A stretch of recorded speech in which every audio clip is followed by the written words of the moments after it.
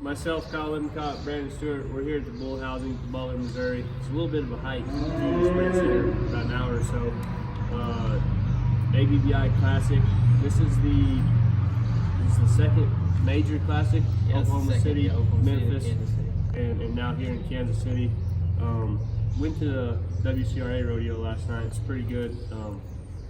It was stacked: Buckers, Hostage, Milky Chance, I'm Legit too. I seen that I'm Legit too. That sucker buck. He did. He handed Jose for sure. And that bull, speaking of the classic, kind of why we're here talking, the bull come through the competition system. Still, maybe is an underdog. The bull's little, and he's kind of proving a lot of guys wrong on how he is now. That's for sure. It's cool to see that bull come all the way up through the futurity series and standings and all that, and then come to the classic and still be going at this level. You know, that's one thing we talk about. With as much as we buck them as 2-year-olds, how they're going to come and handle with the rider after that many trips. That bull's won over 100,000, and it had quite a few trips all the way through. So if there's an event, an ABBI sanctioned event, he was there. He was there from 2-year-olds to 4-year-olds. Yep, for sure. Nonetheless, another bull first on our list here. He's futurity world champion, second in the world standings right now, riding solo. He was second at Oklahoma City. He was second at Memphis. Little with our matchup here, Silvano Alves. Yeah. What do you think? That's a tough draw there. Riding solo is a little squirrely in the box, so it'll be interesting to see how he handles Silvano in there. But that bull's got some size to him now, and he's got some power. So Silvano's going to have to come riding. It's going to be a good matchup. He fires out. If Silvano leaves just a little bit behind, he's done. Yep, exactly. Next up, another Cord McCoy bull, Midnight Rock versus Aaron Fire. I really like Aaron. I think he's kind of an underdog guy on tour. He seems to really shuffle his feet and just do what it takes to stay on. Sure. And Midnight Rock showed up in Vegas. Nobody had really ever seen him. Was outstanding to win the Derby there. Since then, he's been kind of playing. He had some different trips, hadn't he? Yeah, for sure. No, it'll be a good matchup, and I think Aaron's a really good draw. For sure. Next up on the notes here, Tried and Tested versus Fabiano Vieira. Tried and Tested seems to be one of those bulls in the classic game that's solid. He picks a check up here and there. Something I wanted to touch on, they marked that bull 44 and 45 at the San Antonio Rodeo and the Extreme Bulls. Yeah, and that bull's, I mean, he's big. He's been on the road. They rodeoed him last year. I think Fabiano might have a chance to ride him. I'm saying I don't think Fabiano messes up the bull. You know, right, for sure. It's a good draw. Yep. And being sired by Tested, I think there's 3, 4, 5 tested sons in the classic. For sure. We got to see a son of that cow. She's a real deal cow, Seth Claps, North Carolina, Uncle Gangster. He throwed his guy off last night during the rodeo. Top Shelf, number 3 in the standings, I believe, or 4th. I better just look at my notes. Bruno Scarnello, somebody I don't know. Yeah, I don't know a whole lot about him. I think he's gonna have his hands full of Top Shelf though. Top Shelf was a big winner as a 2-year-old, and placed at the finals last year as a 3-year-old, and it's been pretty good. That's another bull you talk about.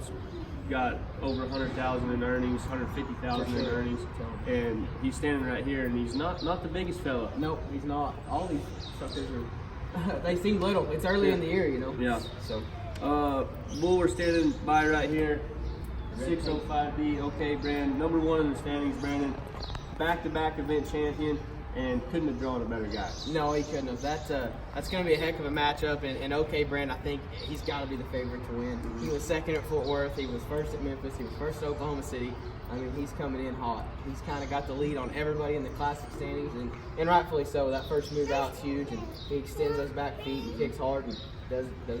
And when we talk about number 1 bull in the standings, like I kind of want to try to build that this year. Like going into the finals, there's a $100,000 bonus to the number 1 bull going into the finals. Not to mention the event champion at the finals pays $100,000. And for these 3- and 4-year-old bulls and the owners, trainers, that's huge. It is for sure.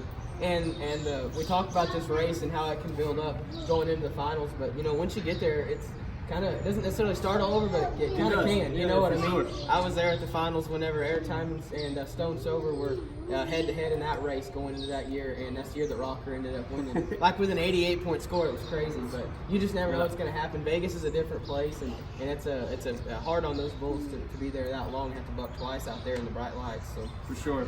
Home record of Colin Geezers versus Taylor Tovez. I really like that matchup. I think Taylor rides really good. In a home record, he had a really good trip at Oklahoma City. Kind of a bull that hasn't been a whole lot yet, but seems to break off the ground and tries to do everything right. I remember him as a 2-year-old at Seneca, seeing him several times going, oh my gosh, what was that little black thing? You know, just like, holy smokes, you know, one that wasn't on your radar right away. But after you seen him the first time, you were watching for him every time, man. Sure. You never knew what he was going to do, but it was going to be ranked. So with Taylor, that's going to be a good draw. Another little black bull, Little Joe of Lonnie and Amy Austin, 7th in the classic standings right now. Has Stetson Lawrence. What a good draw there. That's a great draw. That's going to be. It's either going to be a lot of points or a close race. For sure. I think Little Joe again. We're starting to see.